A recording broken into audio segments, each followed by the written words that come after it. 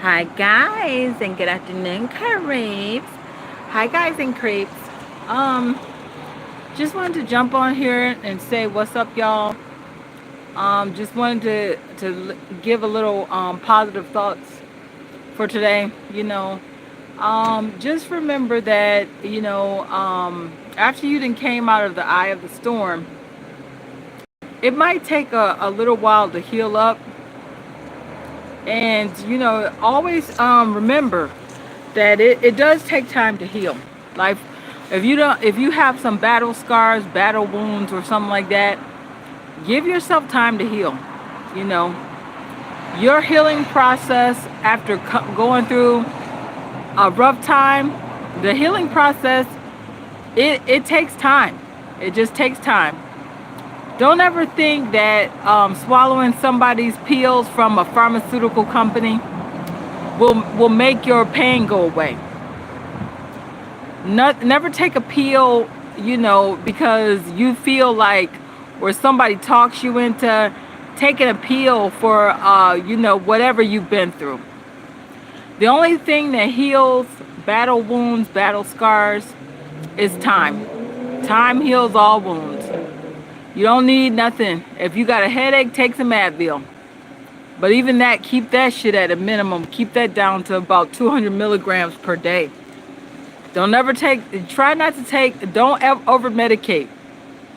Medication is bad for you. Okay.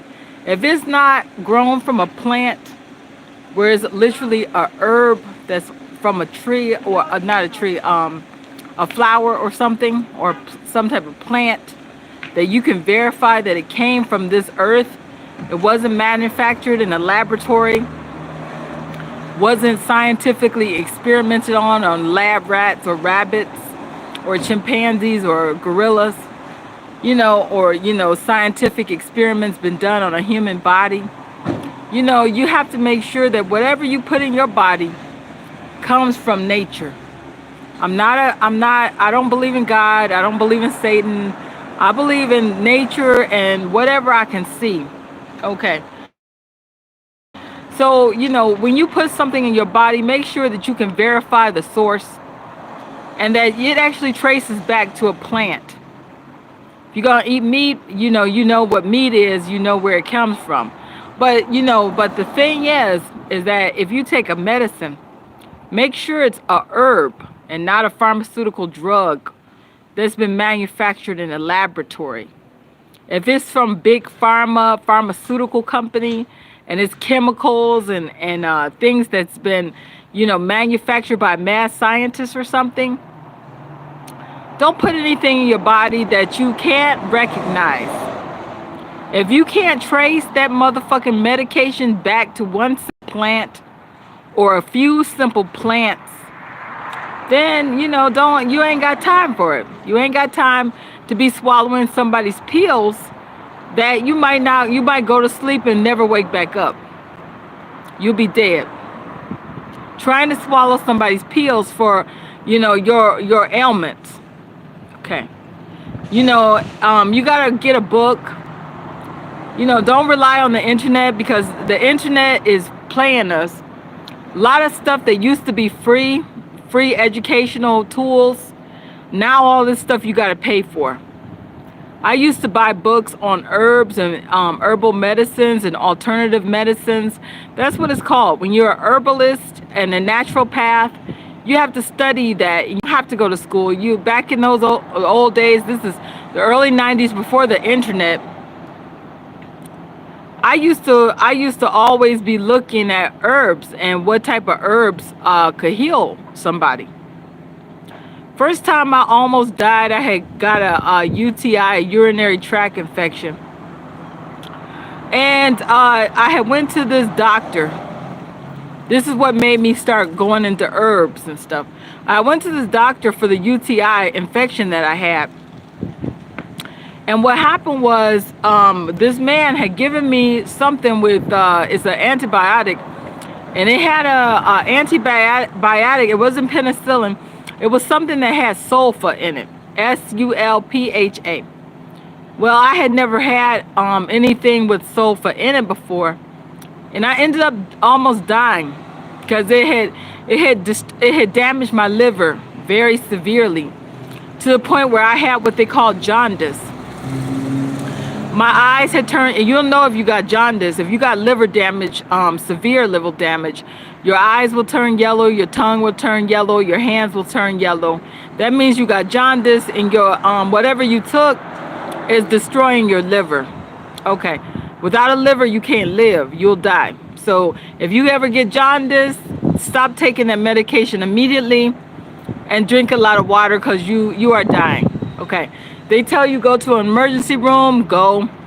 But even that, I would be very hesitant, because when I got liver damage, the only thing that healed me was drinking a lot of water and eating fruits, and my liver healed up.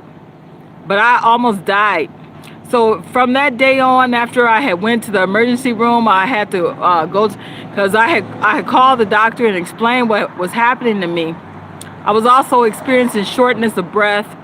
I was also experiencing rapid heartbeat. They said, well, sounds like you having an allergic reaction to sulfur. And to this day, whenever I go to a hospital, it always says, medical alert, allergic to sulfur drugs, no sulfur. Severe allergy reaction, severe allergic reaction. So what happened was, after I had, got out the emergency ward for this UTI that turned into a near-death experience, I started realizing, don't swallow somebody's pills, because if you swallow somebody's pills, if you get liver damage or kidney damage, you're going to die. And honestly, I've been in the emergency room 3 times for medications.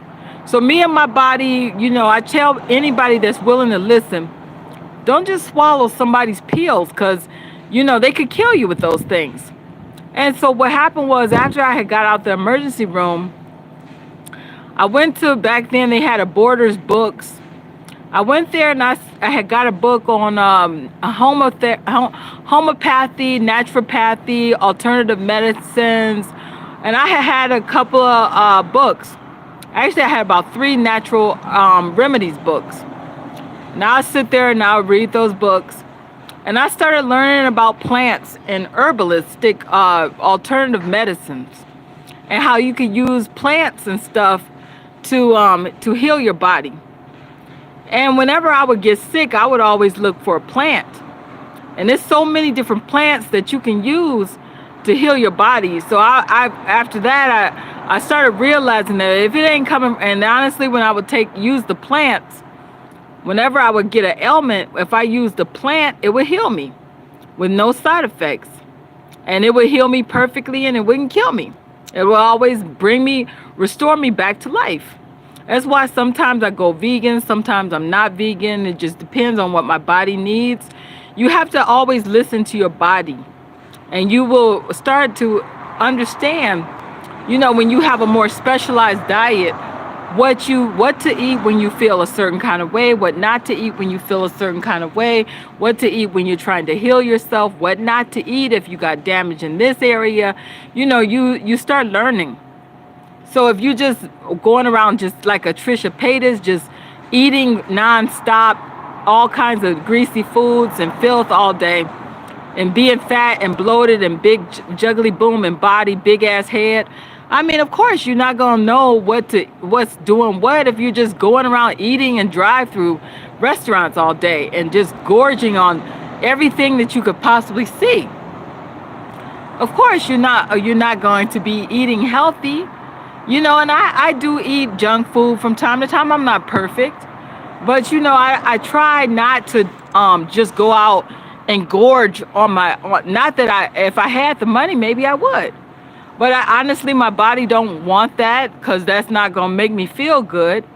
I feel better. I feel my best when I'm plant-based. I do. I feel my best when I got juice. But if I was in a cold climate up there in Canada, bonjour, comment-vous français, comment ça va? C'est très bien, merci toi.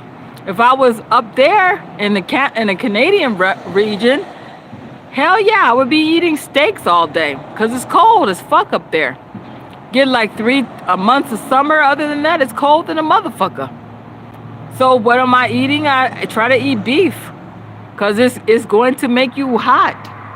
Okay, and you need iron. You need strength for when it's cold.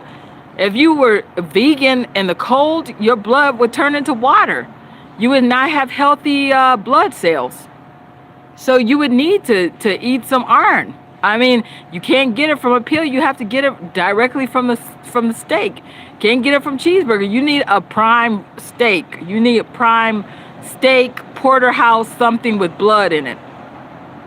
All those cows do is sit there and eat grass and dirt. They're so full of iron. What's up, Jade? They're full of iron and minerals and copper and zinc, and that's all they've made of. If you ever got an iron, I've always suffered from iron deficiencies. I'm always low on iron because I don't eat enough beef. My blood is always thin. I used to always be cold, and I used to have to try to thicken my blood up.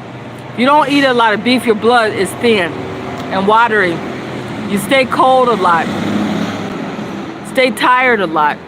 Hey, Tracy Vegan, if you ain't eating enough beef, you will die. Unfortunately, if you get too much water in your blood, you don't have healthy blood cells. You'll be at iron deficiency. At that point, it'll turn into anemia. At that point, you'll be cold. You'll freeze to death. If you are in a cold climate, you'll freeze.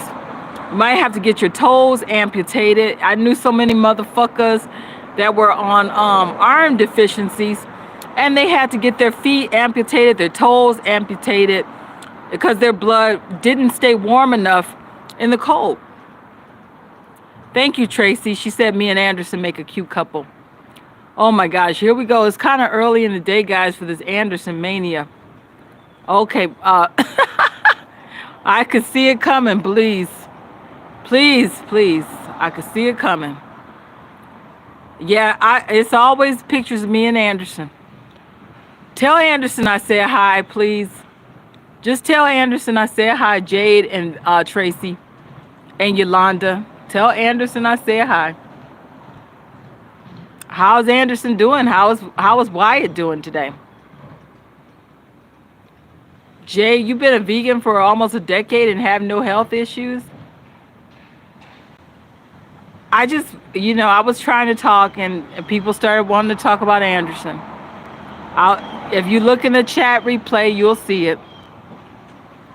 You look in the chat replay.